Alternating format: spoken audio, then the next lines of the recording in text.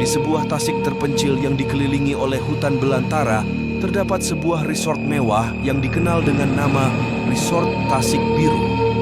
Pada awalnya, resort ini adalah kawasan perlancongan yang sesuai bagi mereka yang mencari kedamaian dari kesibukan di ibu kota. Namun, seiring dengan peredaran waktu, reputasi resort kini kurang menjadi tumpuan dan berubah menjadi tempat yang penuh dengan misteri dan menyeramkan. Cerita ini bermula ketika sekumpulan sahabat, Rina, Aidil, Amri, dan Erisha memutuskan untuk menghabiskan cuti pertengahan semesta mereka di Resort Tasik Biru. Mereka tertarik dengan keindahan alam dan suasana yang tenang di resort tersebut. Meskipun ada desas-desus tentang kisah yang terjadi di sana, mereka menganggapnya hanya sebagai cerita rekaan semata-mata.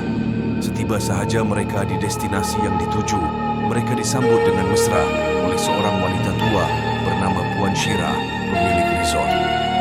Puan Shira sangat ramah, meskipun ada sesuatu yang ganjil dalam pandangannya. Setelah selesai check-in, mereka diberi kunci untuk villa mereka yang terletak di ujung kompleks resort, bersebelahan dengan hutan. Villa tersebut sangat indah dan mempesonakan, dengan pemandangan menghadap ke arah Tasik Biru. Mereka menghabiskan masa di waktu tengah hari dengan bersantai di balkoni sambil menikmati udara segar dan suara burung yang berkicau. Namun apabila malam menjelma, suasana mulai berubah sunyi sepi.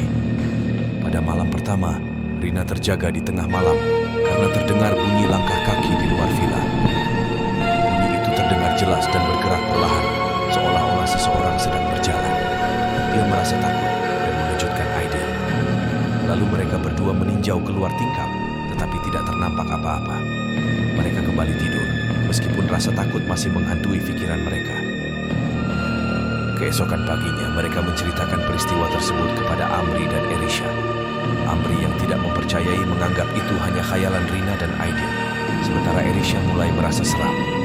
Mereka memutuskan untuk melupakan kejadian itu dan menikmati hari kedua mereka di resort tersebut. Pada malam kedua, kejadian ganjil berlaku lagi. Giliran Erisha terbangun karena dia merasa seolah-olah ada orang memerhatikannya. Ketika dia membuka matanya, dia melihat sekujur tubuh bayangan seorang wanita berdiri di suatu sudut dengan rambut panjang yang menutupi wajahnya. Erisha berteriak, lalu semua rakan-rakannya berjaga. Ketika mereka menyalakan lampu, bayangan itu terus gaib dari pandangan. Ketakutan mulai menyelubungi mereka. Mereka segera bertemu dengan Puan Shira dan menceritakan kejadian-kejadian pelik yang mereka alami.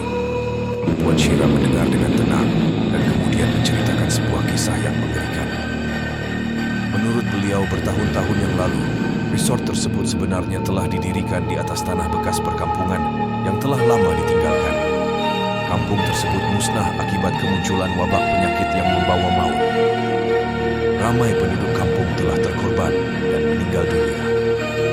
Puan Shira menceritakan tentang seorang wanita muda bernama Mawar yang meninggal dunia di hutan berhampiran dengan resort. Mawar dikenali sebagai seorang bomoh oleh penduduk kampung dan sering dipersalahkan di atas pelbagai tragedi yang menimpa penduduk kampung tersebut. Ketika wabak melanda, penduduk kampung menuduh Mawar sebagai punca lalu menggantungnya di sebuah pohon besar di dalam hutan. Arwah Mawar dipercayai masih berkeliaran untuk mencari dan balas dendam atas kekejaman penduduk kampung tersebut. Setelah mendengar cerita tersebut, Rina, Aidil, Amri, dan Erisha merasa seram sejuk. Mereka mengambil keputusan untuk meninggalkan resort secepat mungkin. Akan tetapi, ketika mereka kembali ke villa untuk mengambil semua barang, pintu villa berkunci dari dalam. Tiba-tiba angin mula bertiup kencang dan hujan mulai lebat. Petir dan kilat sambung menyambung, manakala mereka tidak mampu masuk. Tiba-tiba mereka mendengar suara ketawa yang sangat menyeramkan dari dalam villa. Dalam keadaan kelap kabut, mereka berlari semula ke lobi resort untuk mendapatkan bantuan. Walau bagaimanapun, apabila mereka tiba di lobi, mereka mendapati bahwa Puan Shira tidak berada di sana. Suasana lobi kelihatan kosong dan gelap dengan hanya cahaya lampu malam yang menerangi ruangan. Mereka merasa buntu sehingga tidak tahu untuk berbuat apa-apa.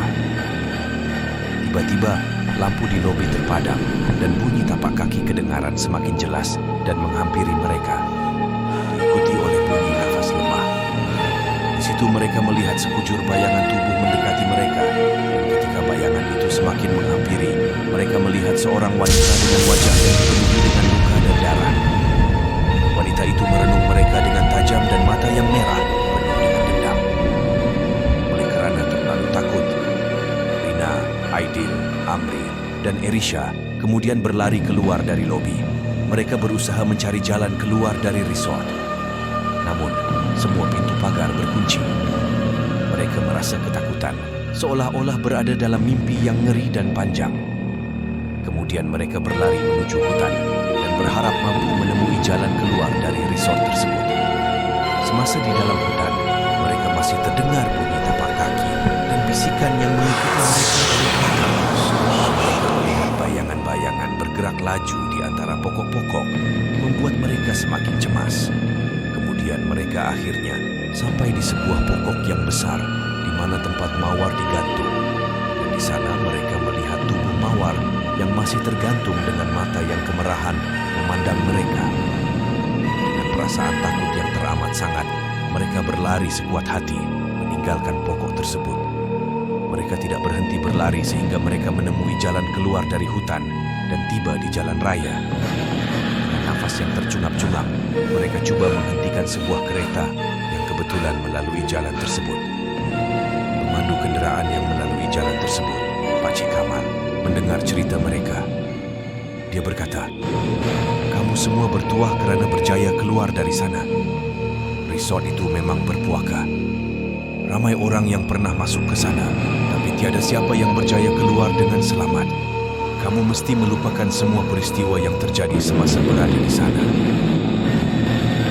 Dengan bantuan pakcik tersebut, akhirnya mereka kembali ke bandar dengan selamat. Tetapi pengalaman mereka di resort Tasik Biru tetap menghantui mereka.